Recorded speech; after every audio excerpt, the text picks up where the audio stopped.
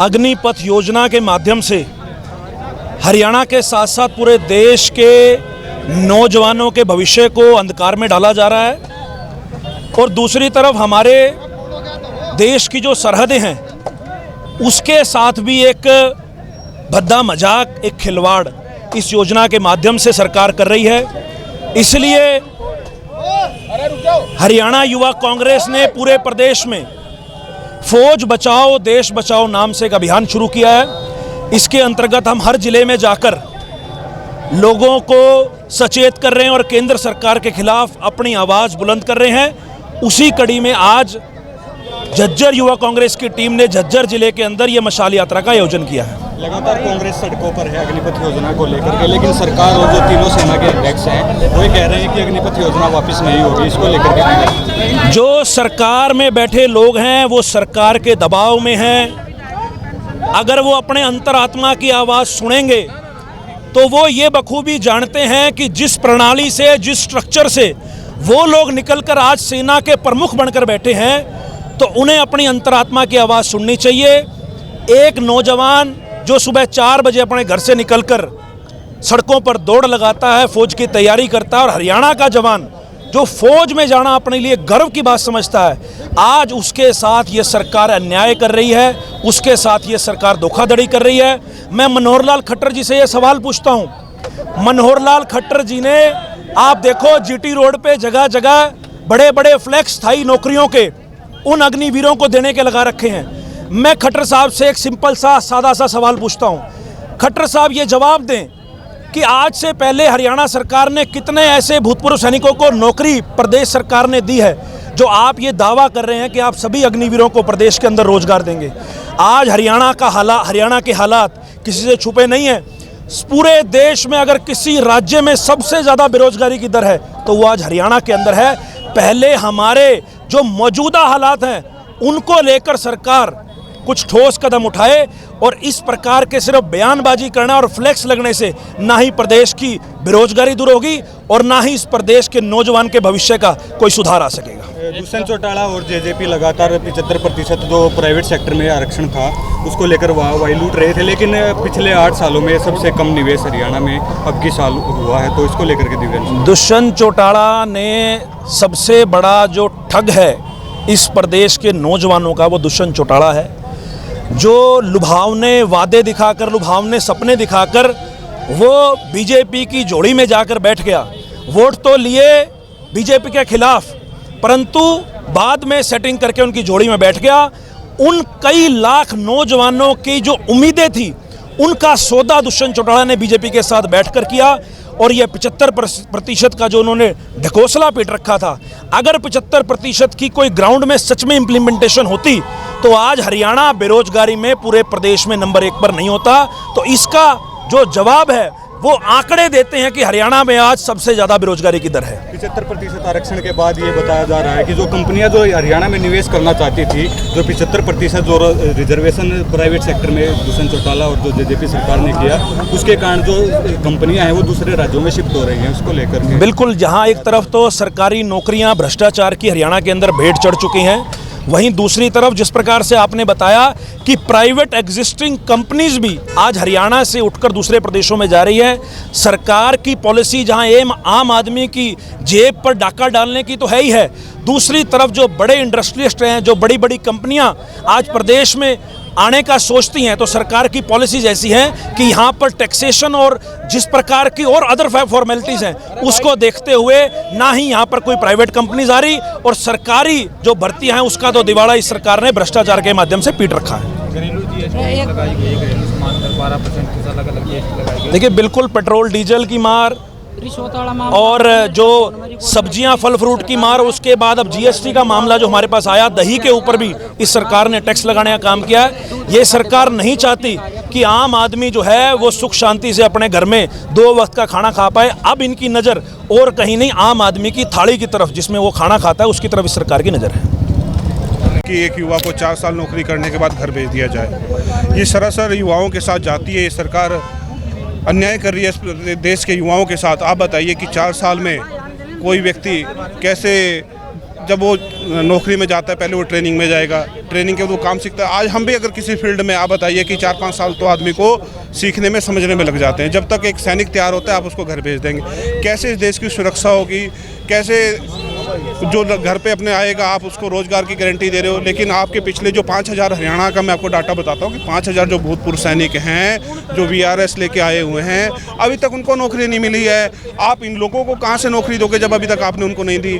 आज हरियाणा नौकरी में, हरियाणा बेरोजगारी में प्रदेश हिंदुस्तान में नंबर 1 प्रदेश है। 34% समथिंग बेरोजगारी हरियाणा में है।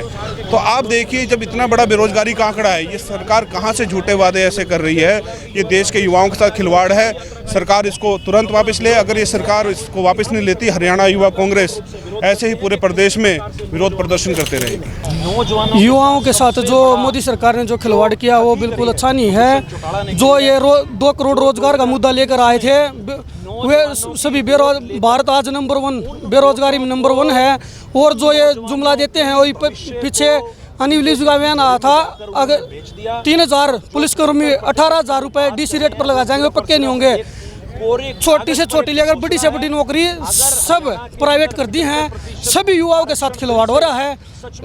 एक भी सभी जो युवा हैं वे उनमें बहुत ज़्यादा आक्रोश है। और ये कोर्ट ने स्टे भी कर दिया है, अग्निपथ के ऊपर कोर्ट ने स्टे कर दिया। जैसे पहले किसान आंदोलन में स्टे हुआ था, इसी प्रकार स्टे हो चुका है।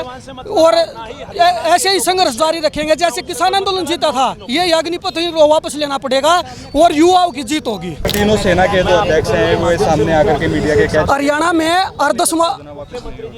में अर्धदसवां जवान आर्मी में है। सबसे ज़्यादा पूरे भारत में सबसे ज़्यादा आर्मी, नेवी, एयरफोर्स सबसे ज़्यादा जवान हरियाणा के हैं। और उनके साथ बहुत ज़्यादा खिलवाड़ कर रखा। और जो ये इनने जो जिनकी ज्वाइनिंग आ रखी थी वो भर्ती भी कैंसिल कर दी। और इससे बड़ा खिलवाड़ क्या होगा युवाओं के साथ। मैं आपको ये बताना चाहता हूँ, पिछले 4-5 साल से जो युवा सिर्फ फ़ौज की तैयारी कर रहा है, वो युवा क्या सिर्फ 4 साल के लिए फ़ौज की तैयारी कर रहा था? दूसरा, जो ये 25% वाला जो सिस्टम बनाया है सरकार ने, ये ठेकेदारी वाला सिस्टम कर दिया है। कि जैसे प्राइवेट सेक्टर में ठेकेदारी वाला सिस्टम होता है कि भैया जो पैसे देगा वो लगेगा, जो पैसा नहीं देगा वो नहीं लगेगा। तीसरा, जो एक्स सर्विसमैन वाला जो मुद्दा इन्होंने उठाया कि जो बच्चे वहाँ से 4 साल बाद वापस आएंगे उनको कोई ना कोई नौकरी सरकारी या प्राइवेट फील्ड में दे दी जाएगी। मैं सरकार से ये पूछना चाहता हूँ, जो मेरे बड़े बुजुर्ग जो पहले एक्स सर्विसमैन हैं, जो रिटायर होके आ चुके हैं, उनमें से कितनों को आपने नौकरियाँ दे दी हैं? ये खट्टर सरकार की निहायती गंदी और बकवास योजना है, जिसके तहत अभी पिछले 2 हफ्ते पहले भी हम सभी बच्चों ने, मेरे साथियों ने मिलके चिकारा चौक पे इकट्ठा होके सेम यही आंदोलन किया था। और ये आंदोलन हम लगातार जारी रखेंगे जब तक मोदी सरकार ये वापस नहीं लेती है। धन्यवाद। ये बताओगे अग्निपथ योजना के नाराज़गी में हम लोगों ने यहाँ पे आज अपना मशाल यात्रा निकाली। ये जो दक्षिण हरियाणा का इलाका आता है, झज्जर से लेके और हमारे नारनौल महेंद्रगढ़ की बेल्ट हो, जिसमें रेवाड़ी भी है, सोनीपत है, ये सारे ज़िले ऐसे हैं जहाँ सबसे ज़्यादा असर पड़ा है। यहाँ के लड़के वो हैं जो सुबह 5 साढ़े 5 बजे उठ के भी सैर दौड़ पे जाते हैं। उनके साथ सरकार ने विश्वासघात करा। लगभग 2.5 लाख से ज़्यादा पद खाली हैं पिछले 3-3.5 साल से। उससे बावजूद सरकार ने ये तो रोज़गार का एक नई स्कीम निकाल के उनको तो पुरानी जो भर्तियाँ थी उनको तो रद्द करा और उसके बजाय आज सिर्फ 40,000 भर्तियाँ 1 साल में ही निकालते हैं। मैं कहता हूँ बेरोज़गारी पिछले 5 साल से चरम सीमा पे है जिस प्रदेश में, वहाँ पे आप 40,000 युवाओं को सिर्फ नौकरी देके, वो भी सिर्फ वो कोटा जहाँ पे ऐसे साथी हो रहे हैं जो पिछले 3 साल से जिनकी सरकार वो निकल गई, अगर उम्र निकल गई उनका क्या होगा? दूसरी बात, अगर उनको अब मिल भी रहा है मौका तो सिर्फ 25% ऐसे लोग होंगे इस 40,000 में से जिनको स्थायी नौकरी देगी सरकार। बाकी के 75% का क्या होगा? वो सब आगे शूटर बनेंगे, वो सब आगे गैंग ज्वाइन करेंगे। बेरोज़गारी के स्तर में जब यहाँ पे नौकरी नहीं होगी, ये खट्टर साहब कहते हैं कि इन्हें जो 4 साल बाद जब ये ट्रेनिंग करके आएंगे तो इन्हें मैं स्थायी नौकरी दूंगा। अजी साहब कैसे दोगे? 2026 में आपको क्या पता मुख्यमंत्री हो या नहीं हो? जनता ने मूड बना लिया है कि वो आपको बदलना चाहते हैं। सरकार 2024 में बदल जाएगी, आप कैसे 2 साल बाद स्थायी नौकरी किसी को दोगे? आपके पास पिछले 8 साल का ब्यौरा है, आप उसमें बताएं आपने कितने रोजगार दिए। हमारे पास चिट्ठा है, युवा कांग्रेस के पास 28 से ज़्यादा ऐसी नौकरियां हैं जिनको सरकार ने भर्तियां निकाली, पेपर करवाए, लेकिन लास्ट में फिर भर्तियां रद्द कर दी गई।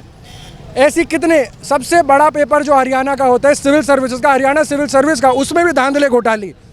मतलब सरकार कहीं तो रुके, जुमले पे जुमले, हर दिन ऐसे सरकार टैक्स बढ़ाई जा रही है। बेरोजगारी इतनी ज़्यादा है, जीएसटी आज आपने दही, दूध दही जिसका खाना वो अपना हरियाणा, आज दूध और दही पे भी इन्होंने टैक्स लगा दिया। मतलब इन्होंने, बेरोजगारी तो थी लेकिन अब इन्होंने मजबूर कर दिया है कि युवाओं को सड़कों पे आके प्रदर्शन करना पड़ेगा और प्रदेश लेवल पे अपनी आवाज़ को मनवाना पड़ेगा। हम युवा कांग्रेस इकाई पूरी तरह से विरोध करते हैं इस नीति का, और हम मांग करते हैं केंद्र सरकार से अग्निपथ योजना को जितना जल्दी हो सके तुरंत से तुरंत प्रभाव से इसको खत्म करा जाए, इसको रद्द करा जाए। धन्यवाद।